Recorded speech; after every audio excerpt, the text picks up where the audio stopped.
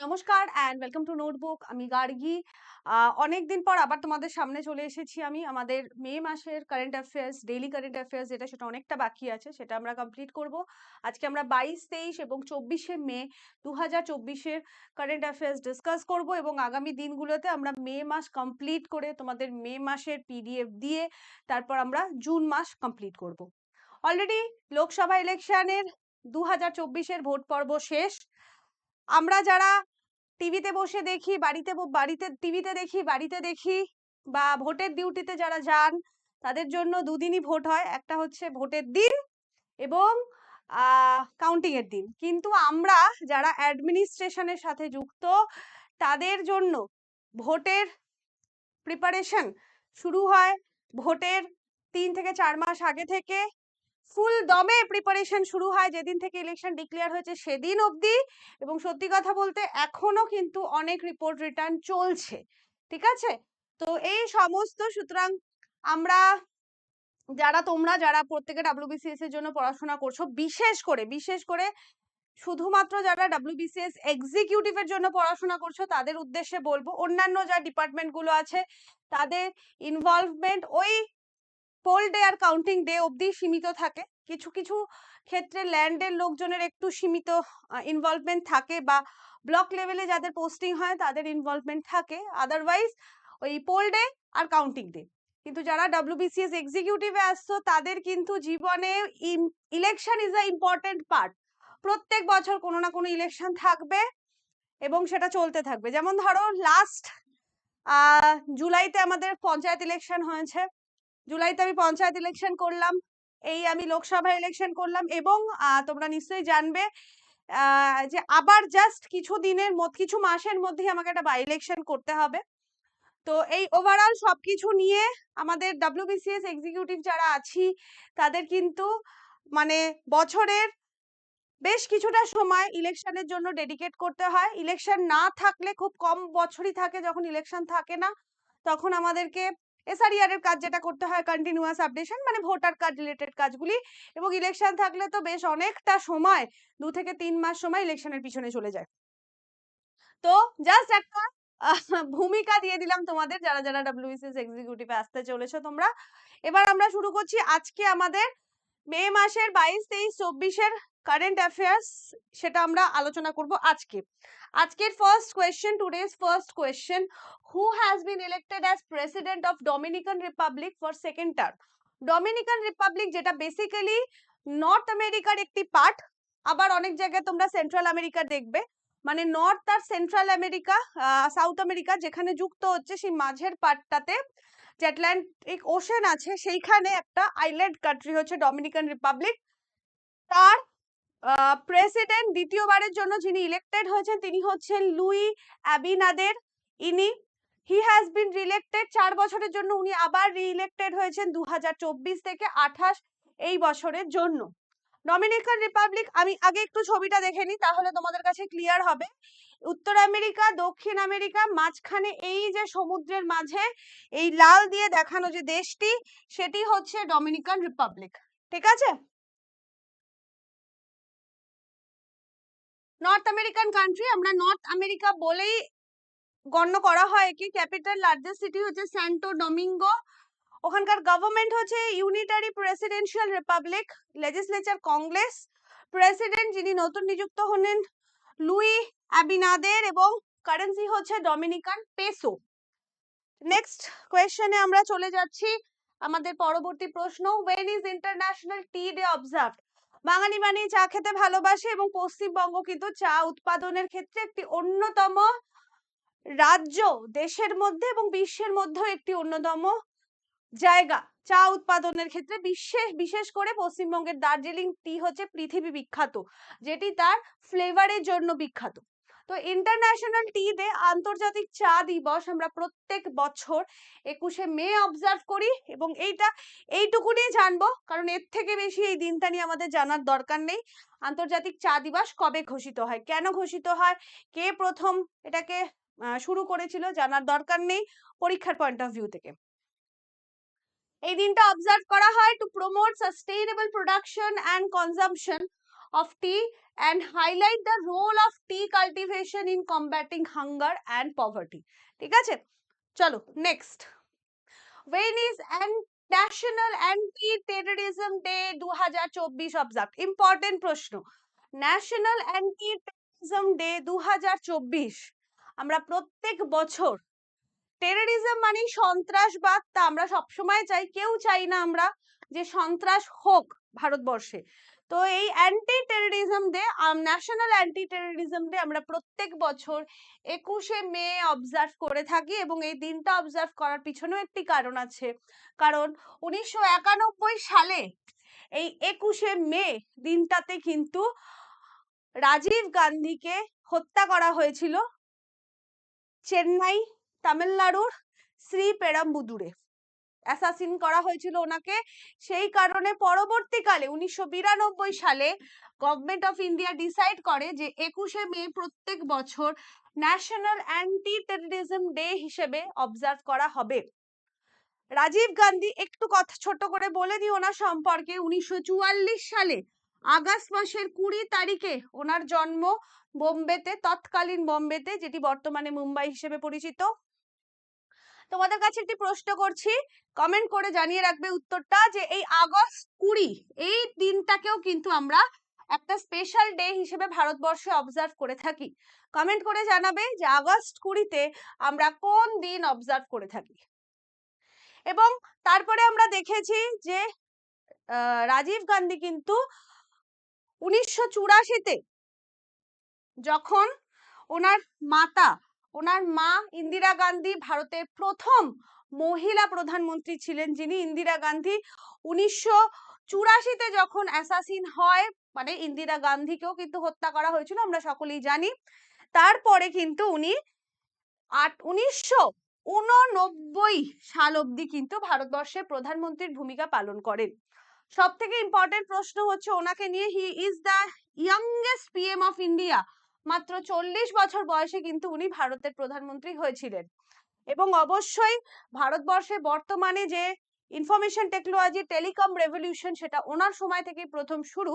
সেই কারণে অনেক ক্ষেত্রে ওনাকে father of information technology and telecom revolution of India হিসেবেও গণ্য করা হয়ে থাকে। 1991 সালে গভর্নমেন্ট অফ ইন্ডিয়ার তরফ থেকে পোস্টুমাসলি বা মরণোত্তর কিন্তু ওনার যে কন্ট্রিবিউশন টুয়ার্ডস দি নেশন, তার জন্য ওনাকে ভারত রত্ন প্রদান করা হয়ে থাকে। ঠিক আছে, তো ওনার মৃত্যু দিবসটাকেই কিন্তু আমরা ভারতবর্ষে ন্যাশনাল অ্যান্টি টেররিজম ডে হিসেবে অবজার্ভ করে থাকি। What is India's rank in travel and tourism development index 2024? 39। উত্তরটা হচ্ছে 39। ওয়ার্ল্ড ইকোনমিক ফোরামের যে সেকেন্ড এডিশন ইন্ডেক্স বেরোচ্ছে, সেই ইন্ডেক্সটা কি? Travel and tourism development index. মানে কোন দেশ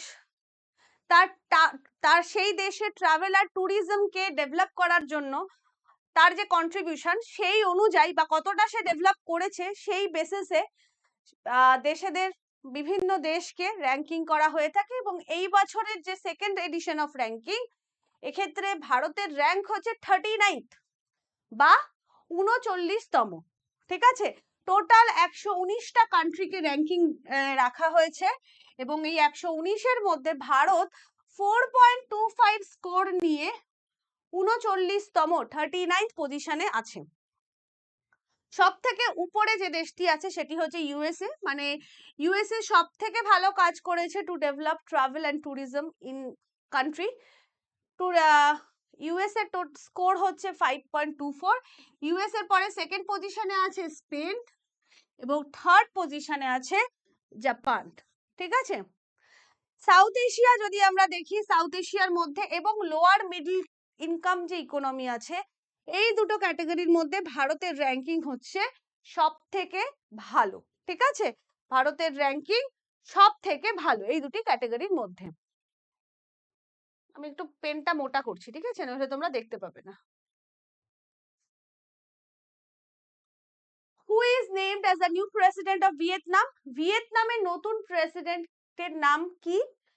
two lamp. 15th national assembly ভিয়েতনামের, সেটা তারা রিসেন্টলি জেনারেল তো ল্যামকে কিন্তু সোশ্যালিস্ট রিপাবলিক অফ ভিয়েতনাম নতুন প্রেসিডেন্ট হিসেবে অ্যাপয়েন্ট করেছেন।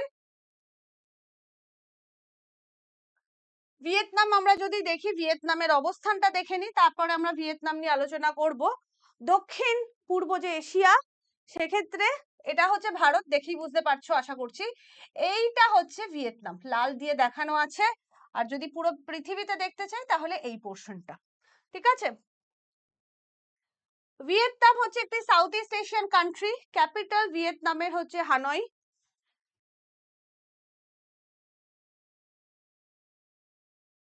ওখানে গভর্নমেন্ট হচ্ছে unitary Marxist Leninist one party socialist Republic.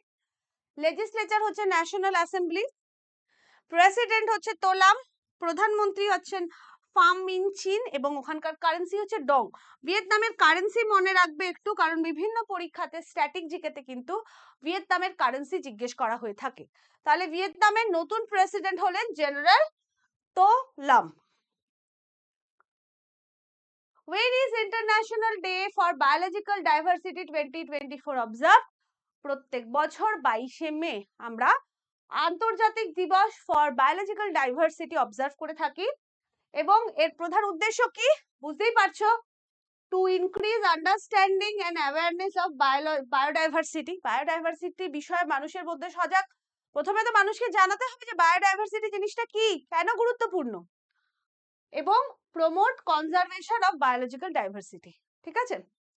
2001 সালে ইউনাইটেড নেশন জেনারেল অ্যাসেম্বলির তরফ থেকে একটি রেজলিউশন নেওয়া হয় এবং সেখানে 22শে মে দিনটাকে international day for biological diversity হিসেবে যে ঘোষণা মানে অবজার্ভ করা হবে, এই প্রোক্লামেশনটা নেওয়া হয়। এই দিনটা কেন হঠাৎ করে আমরা 22শে মে দিনটাকে অবজার্ভ করছি, তার কারণ হচ্ছে the day commemorates adoption of the text of the Convention of Biological Diversity in 1992। 1992 সালের এই 22শে মে বায়োলজিক্যাল কনজারভেশনের উপর একটি টেক্সট অ্যাডপ্ট হয়েছিল এবং সেই কারণে এই দিনটাকে কিন্তু international day for biological diversity হিসেবে অবজার্ভ করা হয়ে থাকে। এই বছর 2024 সালে এই দিনটার থিম হচ্ছে be part of the plan. Be part of the plan is the theme of International Day for Biological Diversity 2024. Where is International Day for Women in Maritime 2024 observed? এবং এই দিনটা অবজারভেশনের পিছনে প্রধান উদ্দেশ্য হচ্ছে ওমেন এম্পাওয়ারমেন্ট। মহিলারা বিশ্বের সমস্ত ফিল্ডে আছে এবং মেরিটাইম বা সামুদ্রিক বিভিন্ন ক্ষেত্রেও কিন্তু, নেভিতেও কিন্তু মহিলাদের যে কন্ট্রিবিউশন সেটা প্রচুর পরিমাণে। 18ই মে আমরা প্রত্যেক বছর international day for women in maritime observe করি এবং the day is observe to celebrate and honor the contribution of women in the maritime industry and promote women recruitment, retention and sustained employment in the sector।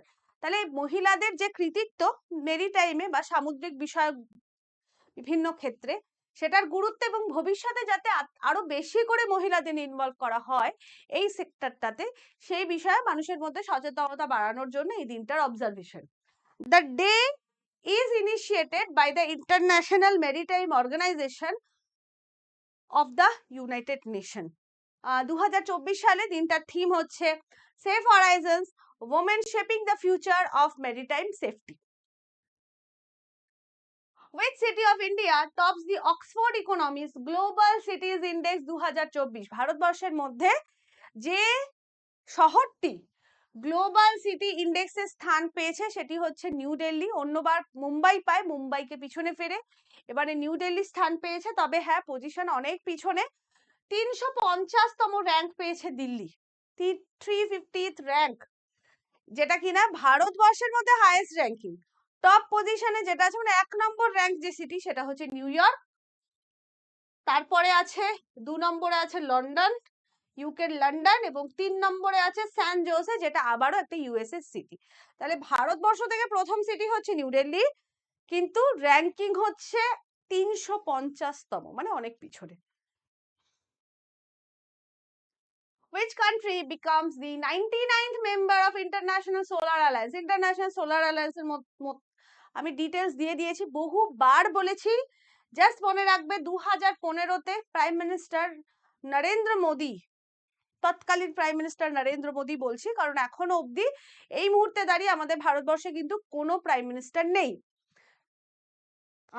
প্রধানমন্ত্রী Narendra Modi last টার্মে ছিলেন, এই মুহূর্তে আমাদের ভারতবর্ষে কিন্তু কোনো প্রাইম মিনিস্টার নেই। আমরা হয়তো আজকে বিকালে যেমন শিডিউল আছে যে নরেন্দ্র মোদী আবারও তৃতীয়বারের জন্য প্রধানমন্ত্রী হিসেবে, ভারতবর্ষের প্রধানমন্ত্রী হিসেবে শপথ গ্রহণ করতে চলেছেন।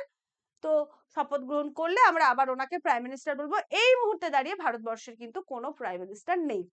তো তৎকালীন 2015 প্রাইম মিনিস্টার শ্রী নরেন্দ্র মোদী, উনি কিন্তু এই ইনিশিয়েটিভটা লঞ্চ করেছিলেন। মানে বেসিক্যালি এই সোলার অ্যালায়েন্স, ইন্টারন্যাশনাল সোলার অ্যালায়েন্সের ক্ষেত্রে যার প্রধান ভূমিকা যে দেশে, সেটি হচ্ছে ইন্ডিয়া।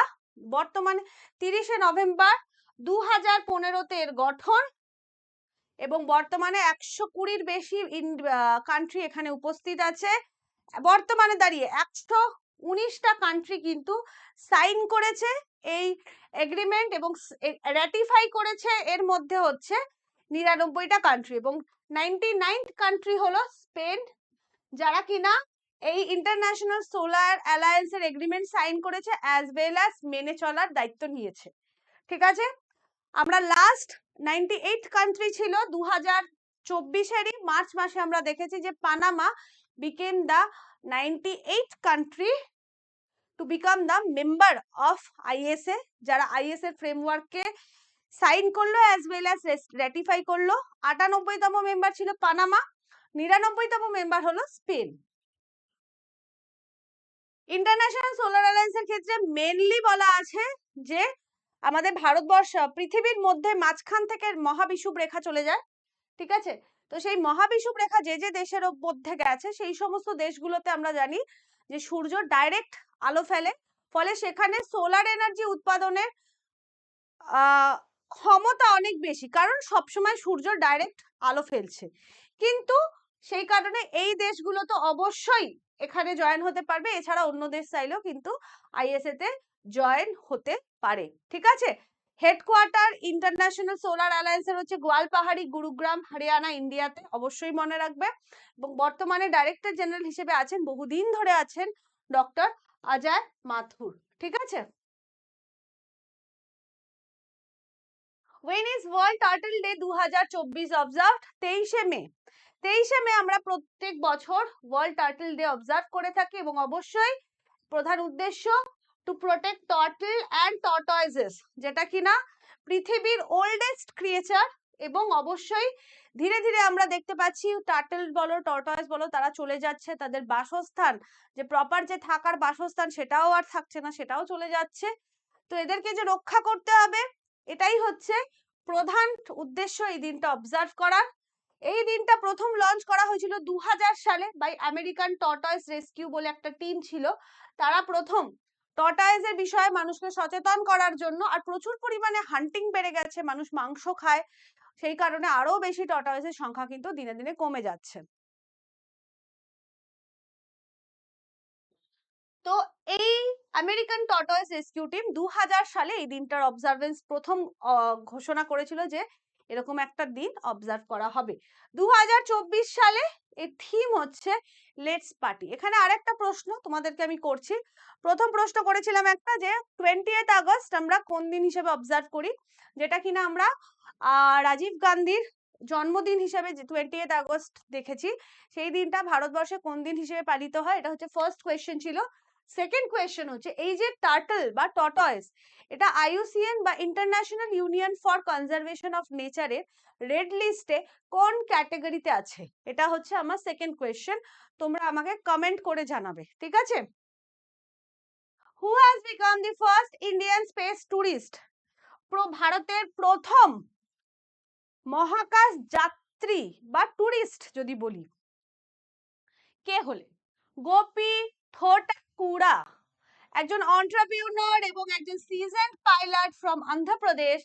গোপী থোটাকুড়াকে কিন্তু রিসেন্টলি ব্লু অরিজিন, জেফ বেজোসের ব্লু অরিজিনের যে নিউ সেফার 25 বা NS-25 স্পেস ট্যুরিজম যে মিশন, সেখানে 6 জন ক্রিউ মেম্বার কে সিলেক্ট করা হয়েছে, তার মধ্যে একমাত্র ভারতীয় হচ্ছেন গোপী থোটাকুড়া। ঠিক আছে, NS-25 মিশন, এটা হচ্ছে 7th human flight for the New Shepard program এবং 25তম ইন ইটস হিস্ট্রি। এটা ওয়েস্ট টেক্সাস সাইট USA থেকে কিন্তু লঞ্চ করা হবে। এবং গোপী থোটাকুড়া কিন্তু প্রথম ভারতীয় হলেন, ফার্স্ট ইন্ডিয়ান স্পেস ট্যুরিস্ট এবং second Indian to travel into space.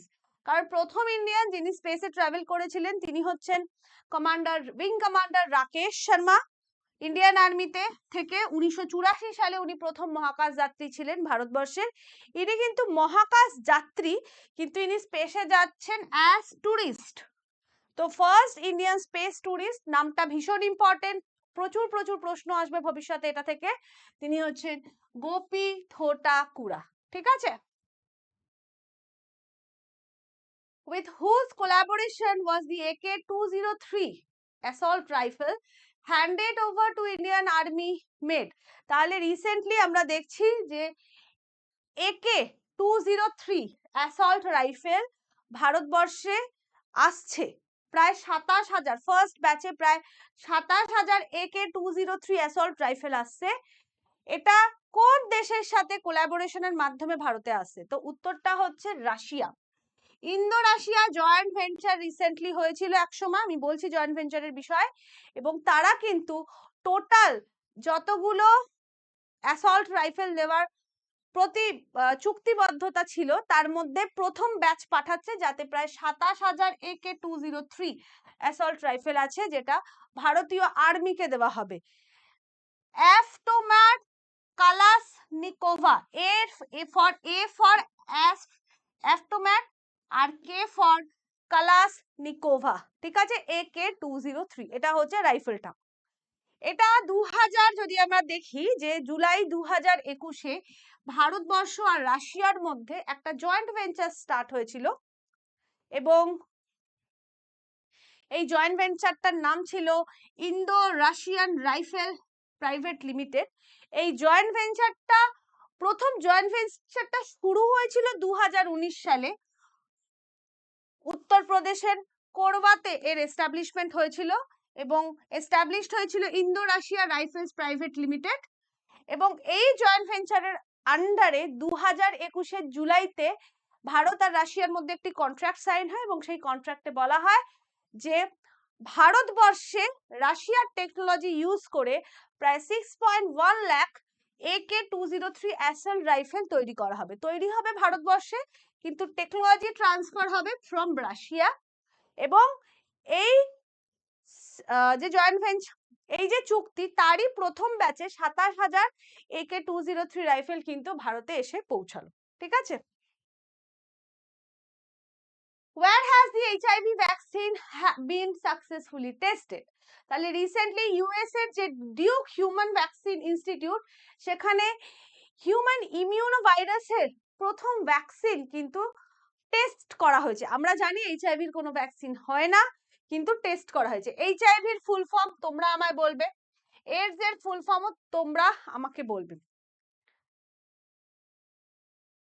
World AIDS day আমরা প্রত্যেক বছর 1 ডিসেম্বর অবজার্ভ করে থাকি, এবং রিসেন্টলি আমরা কিছুদিন আগেই পড়েছি ওয়ার্ল্ড এইডস ভ্যাকসিন ডে 18ই মে। এবং এই দিনটা অবজারভেশনের প্রধান উদ্দেশ্য হচ্ছে এইচআইভি ভাইরাসের জন্য যে এইডস রোগটি হয়, যেটা মেনলি আমাদের ইমিউন সিস্টেমকে আক্রমণ করে, এবং এইডস হলে সত্যি কথা বলতে ধীরে ধীরে মানুষের অবস্থা খারাপ হয়, কেউ বাঁচে না।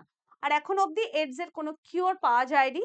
ভ্যাকসিন তৈরি করার চেষ্টা করা হচ্ছে, এবং সেই কারণেই world AIDS vaccine day observe করা, যাতে ভ্যাকসিন তৈরির ক্ষেত্রে সারা পৃথিবীর রিসার্চ এন্ড ডেভেলপমেন্ট টিম একসাথে আসতে পারে। ঠিক আছে, who won the international Booker prize? Important প্রশ্ন, ছবিটা দেখিয়ে দিই। ইনি জেনি আর্পেনবেক। জেনি আর্পেনবেক প্রথম জার্মান অথর হলেন, যিনি কিনা এই ইন্টারন্যাশনাল বুকার প্রাইজ 2024 পেলেন। বেসিক্যালি এই বুকার প্রাইজটা, যে বইটা পেল ইন্টারন্যাশনাল বুকার প্রাইজ, যে বইয়ের জন্য পেল সেটা হচ্ছে কাইরোস, জার্মান ভাষায় লিখিত কাইরোস। এবং এই বইটা লেখার জন্য লিখেছেন জেনি আর্পেনবেক এবং বইটাকে ট্রান্সলেট করেছেন মাইকেল হফম্যান। জেনি আর্পেনবেক এবং মাইকেল হফম্যান দুজনে একত্রিতভাবে কিন্তু ইন্টারন্যাশনাল বুকার প্রাইজ 2024 পেল ফর দ্য বুক কাইরোস। এই যে ইন্টারন্যাশনাল বুকার প্রাইজ, এটা আগে ম্যান বুকার প্রাইজ নামে পরিচিত ছিল। বেসিক্যালি এই প্রাইজটা আমি দুটো জিনিস খুব ক্লিয়ারলি বলছি, একটা তোমরা নাম শুনবে ইন্টারন্যাশনাল বুকার প্রাইজ, একটা হচ্ছে বুকার প্রাইজ। ইন্টারন্যাশনাল বুকার প্রাইজটা আগে ম্যান বুকার প্রাইজ নামে পরিচিত ছিল। ইন্টারন্যাশনাল বুকার প্রাইজ দেওয়া হয় কোন ট্রান্সলেটেড ইংলিশ নভেলকে, মানে বেসিক্যালি সেই নভেলটা ফিকশন ক্যাটাগরিতে, নভেলটা যে কোনো ভাষার হতে পারে, কিন্তু সেই নভেলটাকে কেউ ইংলিশে ট্রান্সলেট করেছে এবং সেটা ট্রান্সলেশনের পরে ইউকে বা আয়ারল্যান্ডে পাবলিশড হয়েছে, এরকম কোনো বই কিন্তু কনসিডার করা হয় ফর ইন্টারন্যাশনাল বুকার প্রাইজ। এই কারণেই হয়তো নামটা ইন্টারন্যাশনাল, কারণ সেটা অন্য কোনো আন্তর্জাতিক ভাষায়, কিন্তু সেটা ট্রান্সলেট করা হচ্ছে ইংলিশে। ইন্টারন্যাশনাল বুকার প্রাইজের ক্ষেত্রে যিনি বইটির লেখক, সেটি যে কোনো ভাষাতে হতে পারে, এবং যিনি বইটিকে ইংলিশে ট্রান্সলেট করেছেন, দুজনে একত্রিতভাবে কিন্তু ইন্টারন্যাশনাল বুকার প্রাইজ পায়। এবার চলে আসি ম্যান বুকার প্রাইজটা কি। বুকার প্রাইজ হচ্ছে ইংলিশ নোভেল যেটা ইউকে তে বা আয়ারল্যান্ডে পাবলিশড হয়েছে। তাহলে বেসিক্যালি দুটোর মধ্যে ডিফারেন্স কি?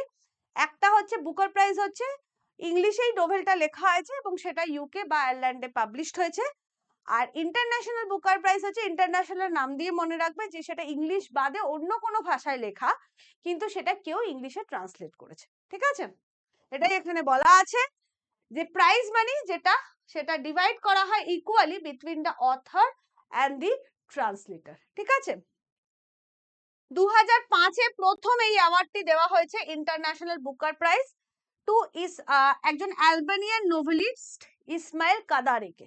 ঠিক আছে, 2005 থেকে 2015 অবধি এই অ্যাওয়ার্ডটা প্রত্যেক 2 বছর অন্তর অন্তর একজনকে দেওয়া হতো, এবং 15-র পরে কিন্তু এটা প্রত্যেক বছরই দেওয়া হয়।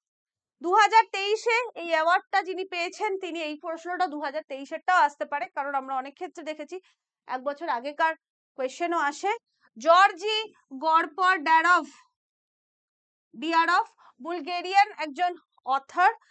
উনি টাইম শেল্টার নামক একটি নভেলের জন্য এই অ্যাওয়ার্ডটি পেয়েছিলেন, যাকে কিনা ইংলিশে ট্রান্সলেট করেছেন অ্যাঞ্জেলা রডল।